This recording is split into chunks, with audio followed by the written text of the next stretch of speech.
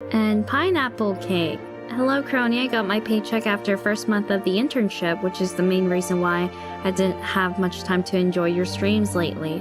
I'm not a native English speaker, but it's required to be able to communicate with my boss.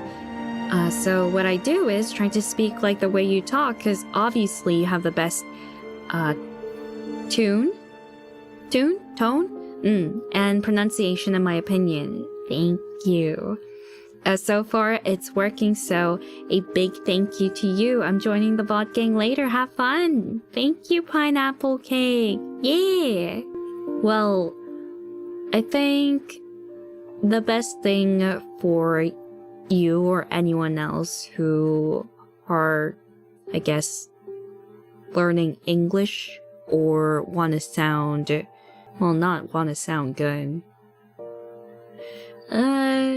Speak slowly and focus on what you say, kind of.